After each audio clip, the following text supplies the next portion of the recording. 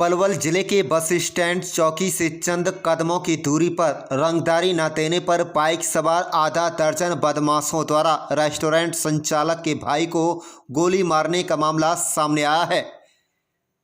युवक के पैर में गोली लगी है जिससे वह गंभीर रूप से घायल हुआ। इस दौरान बदमाश घायल युवक व उसके एक अन्य साथी के साथ मारपीट कर हजारों रुपए की नकदी व सोने की चैन को लूटकर मौके से फरार हो गया। शहर थाना पुलिस ने मामले में रेस्टोरेंट संचालक की शिकायत पर 5 नामजद सहित अन्य के खिलाफ केस दर्ज कर लिया गया है। बता दें कि पलवल के गांव छज्जू नगर निवासी पालेंद्र पुत्र सतवीर ने पुलिस को दी गई शिकायत में कहा कि उसने बस स्टैंड परिसर में एक रेस्टोरेंट खोला हुआ है।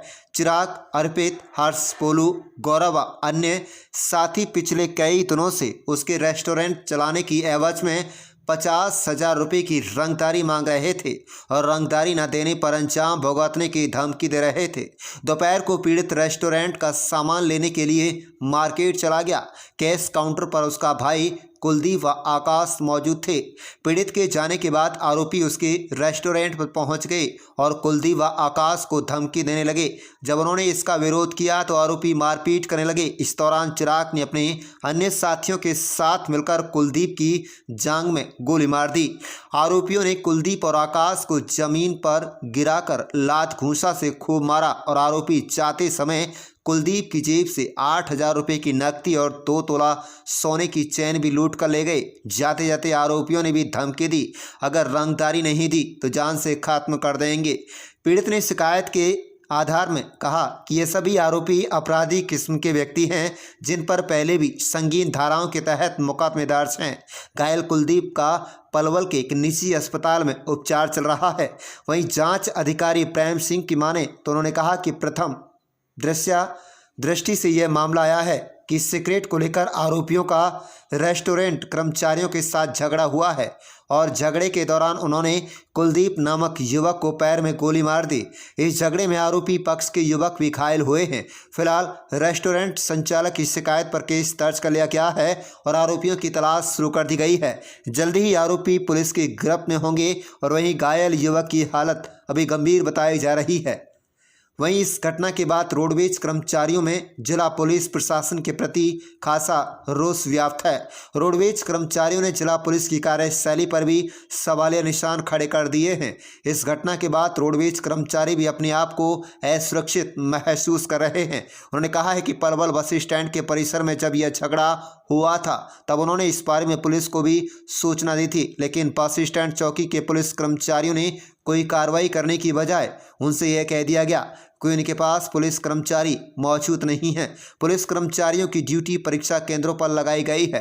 रोडवेज कर्मचारियों का कहना है कि अगर समय रहते पुलिस कोई सख्त एक्शन लेती है तो आरोपी इस गोलीकांड को अंजाम नहीं दे पाते। उन्होंने कहा कि इस घटना के बाद रोडवेज कर्मचारी भी अपने आप को असुरक्षित महसूस कर रहे हैं।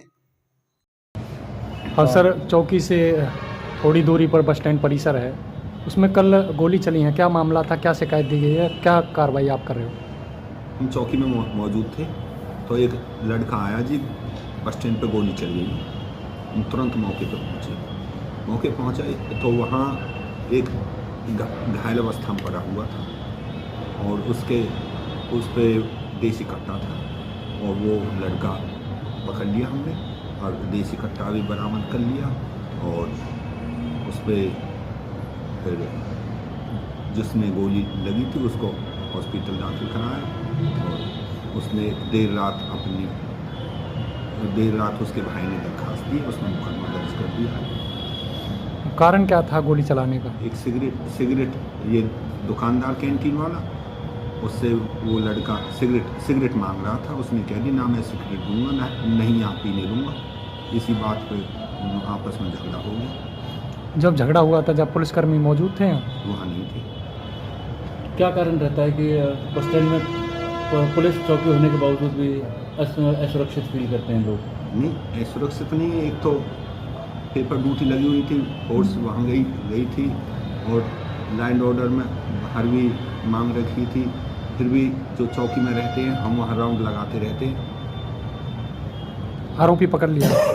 आरोपी अभी नहीं पकड़ा गया, उसका इलाज चल रहा है। उसको भी चोट आई है? उसको भी चोट आई है। क्या नाम है आरोपी का, कहाँ रहता है? आरोपी है अंडिका गांव का, और जो जिनको गोली लगी है वो छज्जू नगर से। आरोपी के साथ और भी युवक थे? वो दरखास्त में देर रात मुकदमा दर्ज हुआ, उसमें नाम तो दिए उन्होंने। क्या नाम है सर आपका? मैं संदीप कुमार, यहाँ संस्थान प्रबंधक परवल में।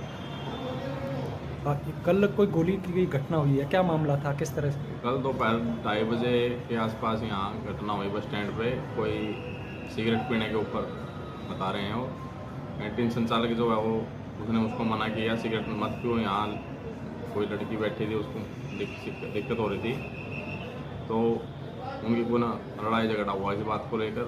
तो उन्होंने उसको कहा कि अभी 4-5 लड़कों को उन्होंने बुलाया फ़ोन करके और गोली चला के वो चला गया। क्या नाम है कैंटीन संचालक का जिसको गोली उसको लगी? घायल हुआ उसका अमित नाम है, कुलदीप। कुलदीप। कहाँ गोली लगी है उसको? उसको पैर में लगी। तो चौकी पास में ही है, पुलिसकर्मी नहीं आए थे यहाँ? नहीं, जब भी हम जाते हैं वो कहते हैं हमारे पास कर्मचारियों की कमी है, वहाँ से कोई नहीं है। तो ऐसा तो पुलिस आई। जब झगड़ा हुआ था तब आपने बताया था पुलिस को कि भी यहाँ झगड़ा हुआ हाँ, है? हम गए थे बुलाने। उसके बाद भी पुलिस कर्मचारी यहाँ नहीं आए? नहीं, बात थोड़ी देर बाद आए थे, बाहर से आए थे, एसएचओ की टीम आई थी। क्या लगता है अभी रोडवेज कर्मचारी सुरक्षित हैं यहाँ इस तरह की घटना होने पर? नहीं, इस तरह से लगता है नहीं सुरक्षित, ना ही हमारा मेन गेट है बस स्टैंड का, कुछ भी हो सकता है कभी। बस स्टैंड चौकी बिल्कुल आपके परिसर में ही है, आए दिन ऐसी वारदातें होती हैं, तो क्या पुलिस का सहयोग आपको कभी नहीं मिल पाता? नहीं, ऐसा तो कुछ नहीं है, कभी कभी मिलता भी है, लेकिन 10 मिनट के लिए आते हैं फिर चले जाते हैं। अच्छा, प्रॉपर सहयोग नहीं नहीं, मिल पाता? प्रॉपर सहयोग नहीं मिलता जी, बार बार हम कहना पड़ता है, जब आते हैं 10 मिनट बाद फिर चले जाते हैं। किस तरह की हालत है कुछ पता है लड़के की, कुलदीप की? नहीं, अभी तो सीरियस बता रहे हैं, उसको हॉस्पिटल में है। क्या नाम है जी आपका? मैं श्री राज सिंह, डिपो प्रधान हरियाणा रोडवेज कर्मचारी यूनियन 1004। राज सिंह जी, कल जो घटना हुई किस तरह की घटना थी? जो कल घटना हुई है इससे मैं बिल्कुल संतुष्ट नहीं हूँ। रोडवेज के अंदर, बस स्टैंड के परिसर के अंदर कोई भी आदमी सुरक्षित नहीं है, जो कि बस स्टैंड परिसर के अंदर हर तरह की सवारियाँ आती हैं। इस पर मैं निंदा करूँगा एसपी साहब को, और पलवल जिले की जो पुलिस है उसकी घोर निंदा करता हूँ कि ऐसे उसमें बस स्टैंड परिसर में आके जो सामने गोली चलाई, इससे ऐसा लगता है कि रोडवेज कर्मचारी कोई सुरक्षित नहीं है। जिस वक्त ये घटना हुई क्या लगता है किसी यात्री को भी गोली लग सकती थी? जिस टाइम ये 2:30 बजे के करीबन जो गोली कांड हुआ था, उस टाइम बस स्टैंड के अंदर बहुत सारी लड़कियां, स्कूल की छुट्टी हुई थी, बहुत सारे लड़के थे। वो तो हुसैन का ये लगाओ, पब्लिक ज़्यादा होने के कारण उन्होंने एक साथ ही उस लड़के पर काबू पा लिया। गोली मार, पहले जो झगड़ा हुआ था एक सिगरेट को लेके हुआ था, जैसे ही झगड़े उसने कहा कि अभी मैं बताता हूं, और उसने 5-6 बदमाशों को बुलाया, और 5-6 बदमाश बुलाने के बाद में जो एक मोटरसाइकिल पर आए थे, मोटरसाइकिल पर आने के बाद में उन्होंने तुरंत गोली को इल्जाम दिया। वो तो पब्लिक की शोर शराबा सुन के उसके बाएं जांघ में जो गोली लगी, उससे थोड़ा सा ये हुआ कि जैसे ही पब्लिक ने उसको घेर लिया, फिर उसके साथ में खूब मारपीट की पब्लिक ने। आप मौके पर मौजूद थे उस समय? हम उस टाइम मौके पर पहुंच गए थे। जैसे ही पता चला था, पुलिस को भी हमने इतला करी, पुलिस चौकी के अंदर भी यहाँ पर कोई नहीं पहुंचा। मैं घोर निंदा करता हूँ बस स्टैंड की पुलिस चौकी के, और जो सिटी इंचार्ज लगी हुई हैं उनको भी मैं घोर निंदा करता हूँ। बार बार हमारे लिखित में देने पर भी ये कहा गया कि 12:30 बजे से लेके 2:30 बजे 3 बजे तक के लिए यहाँ पर लड़के छुट्टी होती है स्कूल की, कोई मनचने लड़के के लिए यहाँ पर फोर्स लगाई जाए, कोई आज तक फोर्स नहीं लगाई गई। जिस समय झगड़ा हुआ था उस समय आपने सूचना दी थी? उस टाइम जब सूचना दी थी, जो स्टैंड इंचार्ज हमारे हैं उन्होंने, राजवीर सिंह जिनकी यहाँ पर ड्यूटी है, वो खुद जाके स्वयं चौकी में गए और उन्होंने पुलिस को इतला दी। उन्होंने कहा मेरे पास कोई फोर्स नहीं है, बच्चों के पेपर चले हुए हैं और यहाँ पर और लोग काम पर गए हैं। सूचना देने के बाद कितनी देर बाद पुलिस पहुंची है? करीबन 20 मिनट बाद में पुलिस आई है। जब मैंने 112 नंबर पर कॉल करी है, इधर सभी जगह 100 नंबर पर कॉल किए, फिर आई है पब्लिक, फिर सिटी एसएचओ भी यहाँ पहुंची मौके पर, फिर डीएसपी साहब भी मौके पर आए। क्या लगता है झगड़े की सूचना देने के बाद अगर पुलिस मौके पर पहुंचती तो ये गोलीकांड नहीं होता? हाँ, ये गोलीकांड नहीं होता। जो झगड़ा हुआ था सिगरेट के लेकर वो वहीं तक सीमित रह जाता। अगर पुलिस फोर्स या फोर्स थी तो गोलीकांड नहीं होता। इससे मैं बहुत घोर निंदा करता हूं और एसपी साहब को भी मैं इस प्रेस के माध्यम से कहना चाहूँगा कि ऐसे बस स्टैंड परिसर में कभी भी मौके पर पुलिस भेजना उचित रहे। और बस स्टैंड चौकी में भी कर्मचारी बहुत कम है, यहाँ भी 1-2 कर्मचारी बस स्टैंड में होने चाहिए। चंद कदमों की दूरी पर बस स्टैंड चौकी है। इस तरह की घटना होने के बाद रोडवेज कर्मचारी अपने आप को असुरक्षित महसूस नहीं कर रहे? हम बिल्कुल असुरक्षित हैं।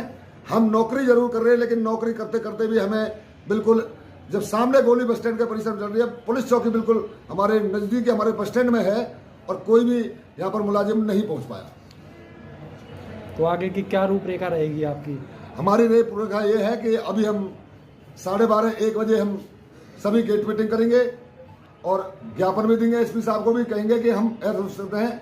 जो बस स्टैंड परिसर में बहुत ही पैसेंजर आते हैं, दूर दूर दराज से लोग आते हैं, ऐसा होने से हमें घोर निंदा है और हमें डर भी है कि कहीं किसी के साथ भी गोलीकांड हो सकता है।